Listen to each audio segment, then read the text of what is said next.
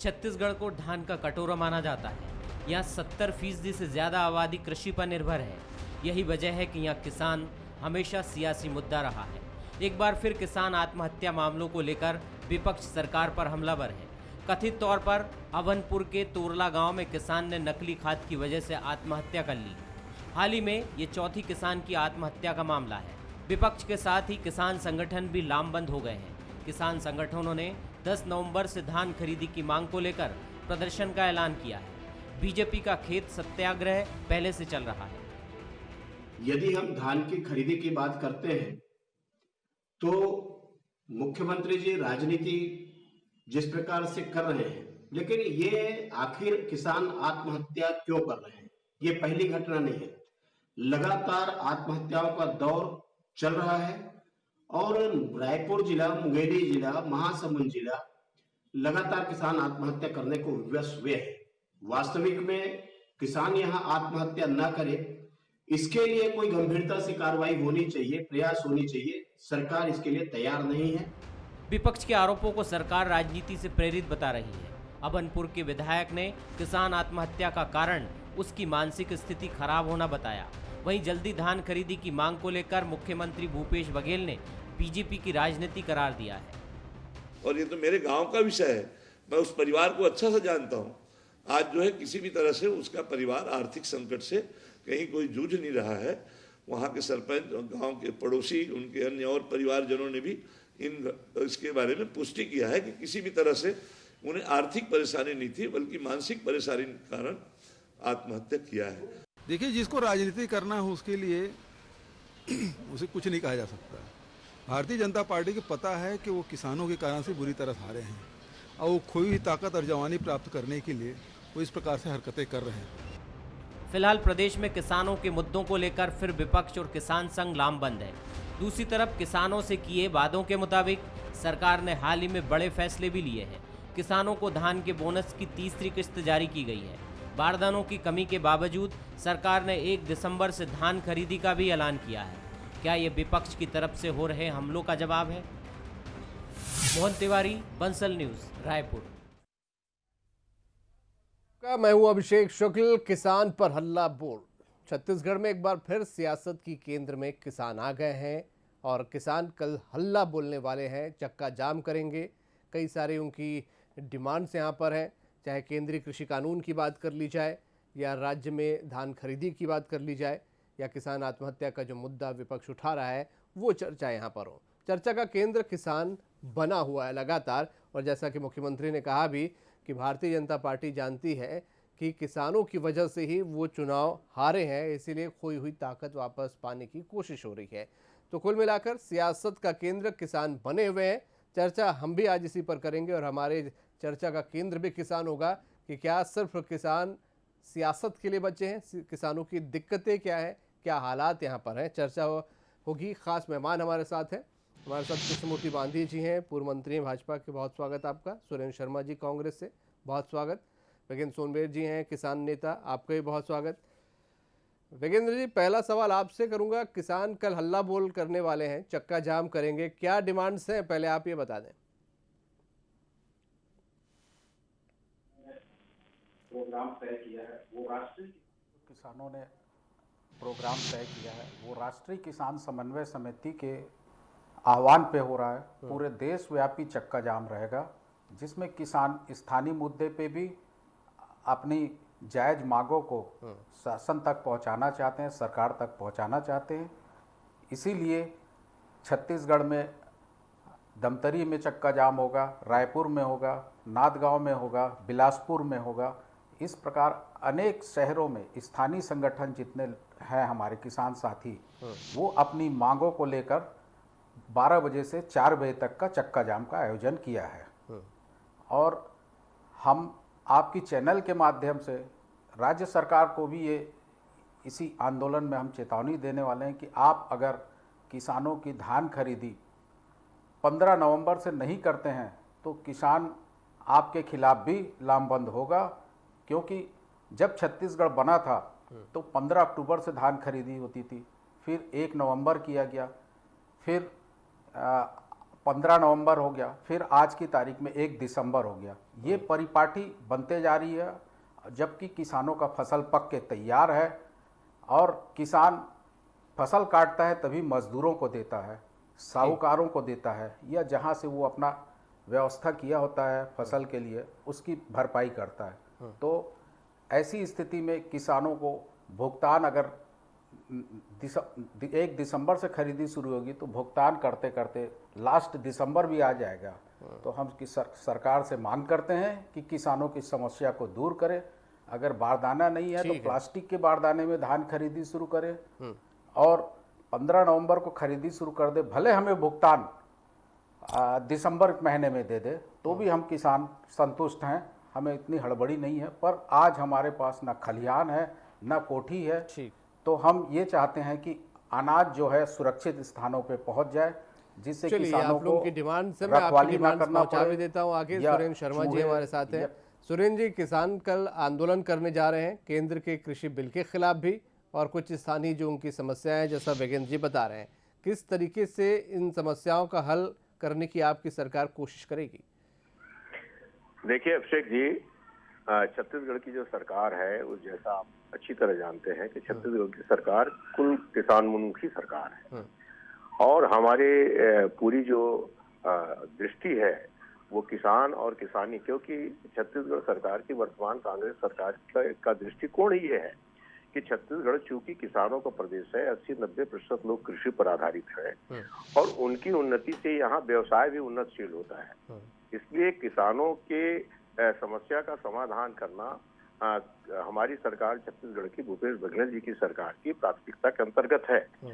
और इसी तारतम्य में आपने देखा होगा कि सरकार बनते ही कांग्रेस सरकार ने अपना वादा पूरा किया, किसानों का कर्जा माफ किया, 2500 रुपए में धान खरीदी की और पिछले साल केंद्रीय सरकार के रोड़ा अटकाने के कारण कुछ व्यवधान आया तो किसान न्याय योजना के अंतर्गत अंतर की राशि दी और उसकी अंतर की राशि का 3 किस्त दिया जा चुका है।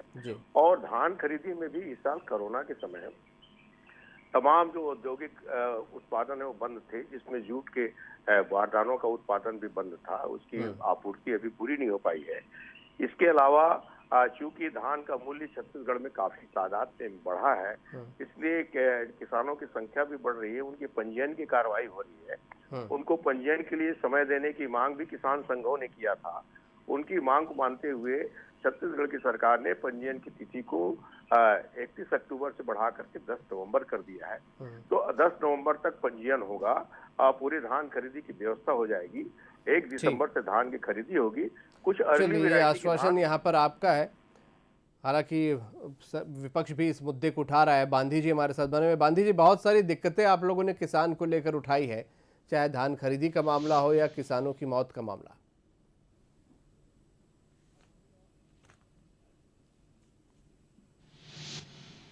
देखिए अभिषेक भाई, कांग्रेस की जो सरकार है केवल एक ही बात कहती है कि हम किसानों के शुभचिंतक हैं और हितैषी हैं, पर इनका कोई ऐसा उदाहरण नहीं दे जाते हैं जो गंभीरता से किसानों के लिए शुभचिंतक हो, ऐसा उदाहरण नहीं देखते। इनके पास मात्र एक ही उदाहरण है जो अपने कांग्रेस के मैनिफेस्टो में इन लोगों ने कहा कि हम कर्जा माफ करेंगे और दूसरा किसानों को 2-2.5 हजार रुपये क्विंटल पर हम धान खरीदेंगे, जिसके अभी तक के हैं। अब धान खरीदने का समय आ गया है। अभिषेक भाई, कांग्रेस ने 1 नवंबर से जो धान खरीदी करना चाहिए था ताकि इस पैसे का उपयोग किसान अपने दिवाली में उपयोग करते, आज तक के इस पर गंभीरता से उन्होंने विचार नहीं करता। ये कांग्रेस की नीयत दिखती है। दूसरा विषय आता है किसानों के लिए कि जो किसानों के लिए रकबा कम करने का प्रयास किया गया है, फिर लाखों किसानों का रकबा कम कर दिया गया है, एक वो है।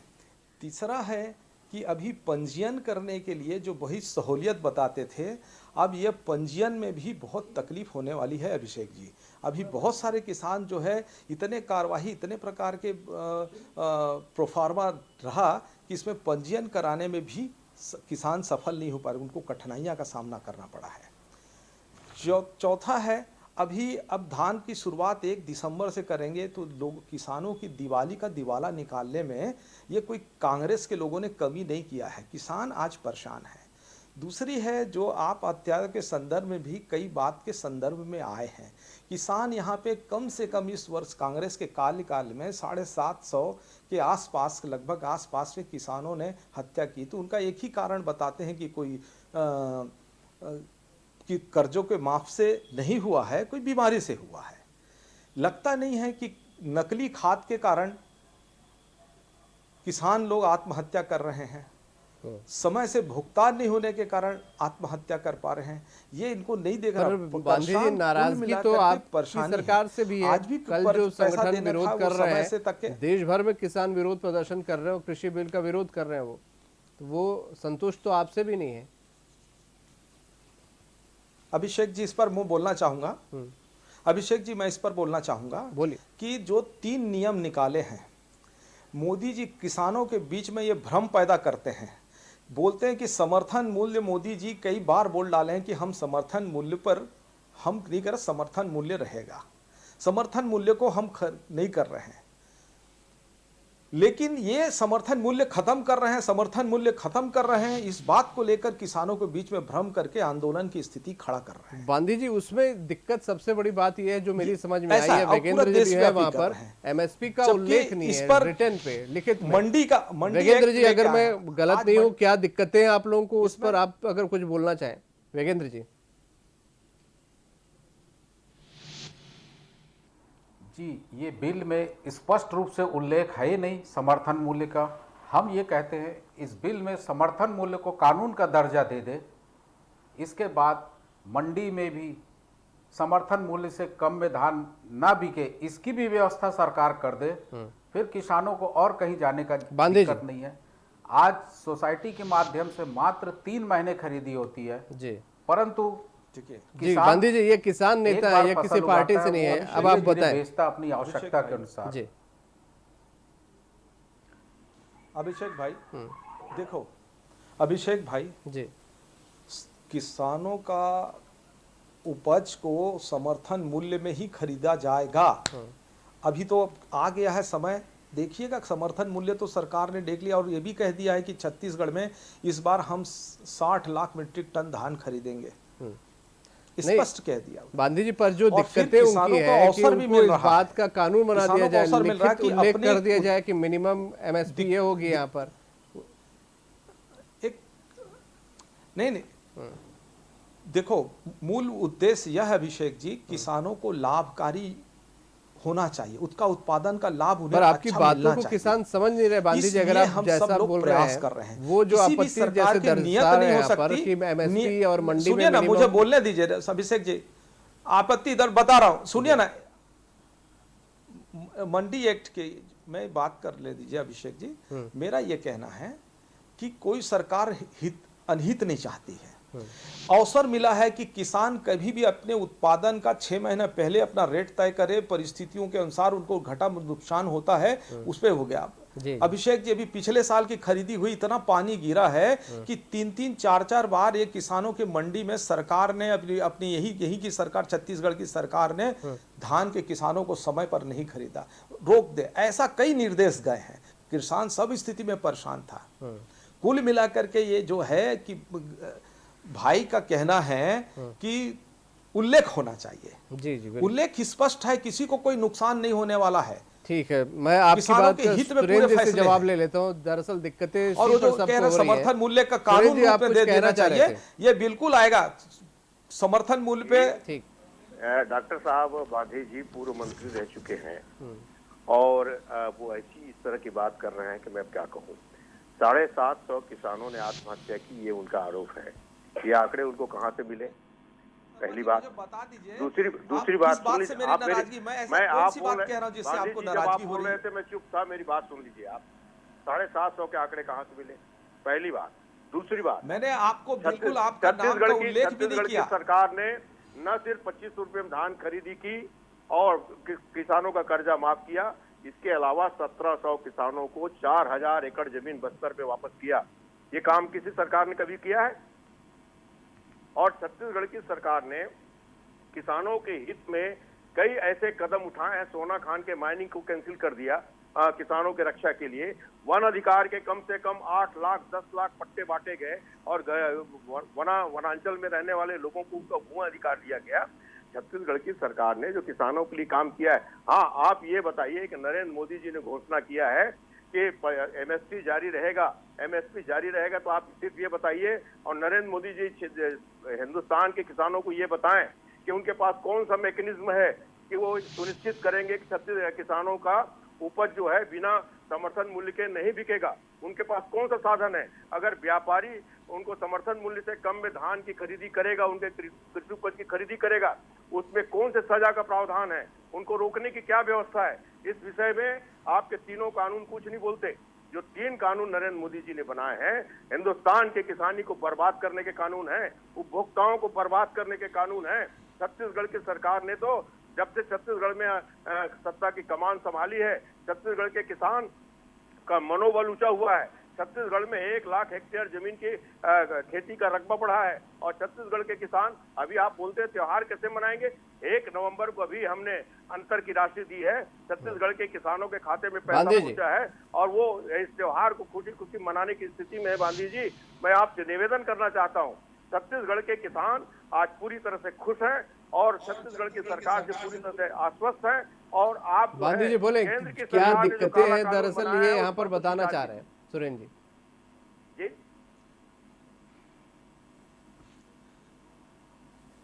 अभिषेक भाई, इनसे पूछ लो कि किसानों को जो केंद्र सरकार का सम्मान निधि मिलना था दे पाए क्या? किसानों के हितैषी बताते हैं, दे पाए क्या? बताएंगे ये। किसानों को जो नकली खाद है के कारण लोगों की आत्महत्या हुई, आज का मुख्य विषय भी ये भी है। तो उन किसानों के जो नकली खाद के कारण उसकी बन नहीं आ गया, तो उनकी भरपाई के लिए आपने प्रयास किया है क्या? बता दीजिएगा। दूसरा है, जिन किसानों को जो हम सब मीडिया में बात आया है कि करीब 750 लोगों का इनके कार्यकाल में मृत्यु हो, क्या सबकी तबीयत खराब होने से मृत्यु हुई है? आपके चैनलों में कई बार इस बार पे चर्चा भी हुई है ना? वो क्यों आत्महत्या कर रहे हैं? बहुत दुखी सुख है तो बताएं उनको क्यों मर रहे हैं वो, सुरेंद्र जी। दूसरा चीज है कि केवल कल्पनाओं के आधार पर अभी तो उसकी व्यवहारिक पक्ष भी देखने को मिल जाएगा। अभी तक के जो बातें पता चली है वो सिर्फ एक किसान ने व्यवहारिक पक्ष भी देखने को मिल जाएगा। दवाई की वजह से आत्महत्या करने की बात उठी है, उसमें नकली दवाई के खिलाफ छापा मारा गया, उनके खिलाफ कार्रवाई की गई। और बाकी अभी हमारे वरिष्ठ नेता धनेन्द्र साहू जी बहुत जिम्मेदार व्यक्ति है, वरिष्ठ व्यक्ति है, उनके गांव का मामला है। वो बोल रहे हैं कि किसान मानसिक रूप से खराब स्थिति में था। और दूसरी बात, कोई भी किसान या कोई भी महिला या कोई भी जवान जब आत्महत्या करता है तो उसके पीछे सिर्फ सरकार कारण नहीं होती, उसके पारिवारिक कारण होते हैं, उसके आर्थिक कारण होते हैं, उसके सामाजिक कारण होते हैं, उनकी मानसिक स्थिति होती है, नाना प्रकार के बहुत सारे चीजों को मिलकर इस प्रकार की परिस्थितियां निर्मित होती हैं। अब क्योंकि भारतीय जनता पार्टी के पास कोई मुद्दा नहीं है, अगर किसी तरह की ऐसी घटना घट गई आप सीधा उसको सरकार के ऊपर डाल देंगे। अभी तोरला के किसान ने ऐसा कौन सा खाद डाला था जो नकली था भाई? इसके बारे में बिना जांच किए आपने कैसे फैसला कर दिया? आपको जांच की मांग करनी चाहिए, छत्तीसगढ़ की सरकार जांच कराएगी। अगर इस तरह की कोई बात होगी, जो दोषी होगा उसके खिलाफ कार्रवाई होगी। दुर्ग जिले में जो दवाई के संबंध में शिकायत मिली थी उस पर तमाम लोगों के खिलाफ कार्रवाई हुई है। आने वाले समय में भी छत्तीसगढ़ के किसानों के साथ कोई भी कंपनी, कोई भी व्यवस्था, कोई भी अधिकारी अगर किसानों के साथ गड़बड़ी करेगा तो मैं आपको कह रहा हूं कि छत्तीसगढ़ की सरकार उसको माफ नहीं करेगी। बहुत ज्यादा आप सम्मान निधि छत्तीसगढ़ के किसानों को सम्मान निधि कब तक दिलवा पाएंगे आप? छत्तीसगढ़ के किसान सम्मान निधि के संबंध में सम्मान निधि कब तक दिला पाएंगे? माननीय प्रधानमंत्री जी ने सम्मान निधि की घोषणा की। छत्तीसगढ़ की सरकार ने जब पहला पंजीयन कराया तो 32 लाख लोगों को सम्मान निधि मिला।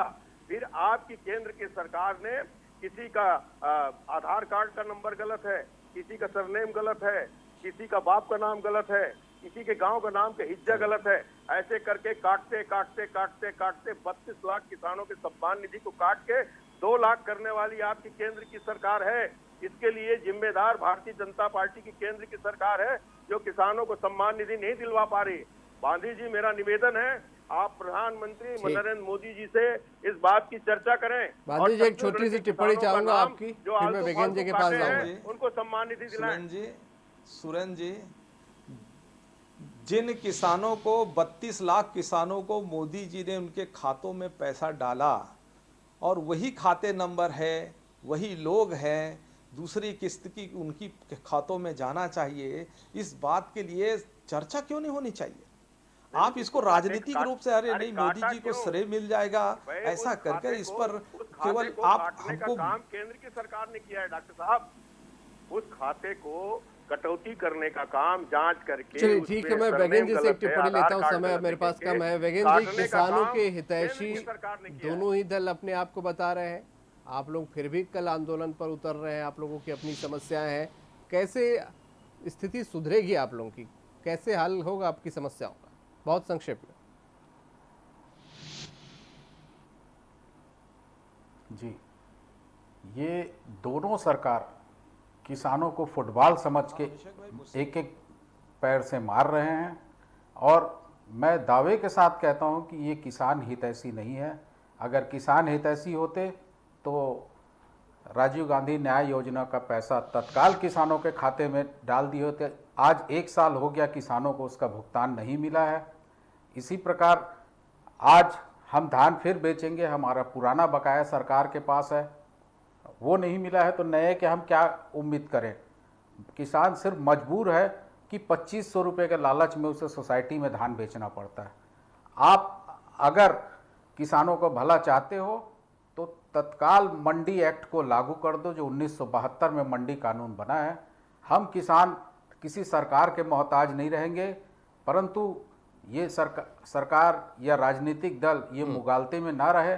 जो 15 साल की सरकार को किसानों ने उखाड़ फेंका, हो सकता है आवश्यकता पड़ेगी तो ये भी सरकार को आईना दिखा सकती है। ठीक है, और हम किसान हैं, किसान अन्नदाता है, पूरे चलिए आप लोगों की समस्याएं हैं, उन समस्याओं को लेकर आप लोग आंदोलन करने भी कल जा रहे हैं, चक्का जाम भी यहाँ पर करने वाले हैं, और निश्चित रूप से एक मैसेज जो देश भर में देने की कोशिश है किसान जो कर रहे हैं वो देने में आप लोग कामयाब भी होंगे। बहुत शुक्रिया आप सभी का इस चर्चा में शामिल होने के लिए। तो किसान सियासत का केंद्र बना हुआ है, उसके बावजूद किसानों को लेकर समस्याएं लगातार रहती हैं, किसान उसके बावजूद दिक्कत में होते हैं। भाजपा कांग्रेस पर आरोप लगाती है, कांग्रेस भाजपा पर आरोप लगाती है, दोनों किसान हितैषी होने का दावा करते हैं, फिर उसके बाद क्या वजह कि किसानों को सड़कों पर उतरना पड़ता है अपनी मांगों के लिए, ये वाकई सोचने का विषय है। आज का मुद्दा में इतना ही। नमस्कार।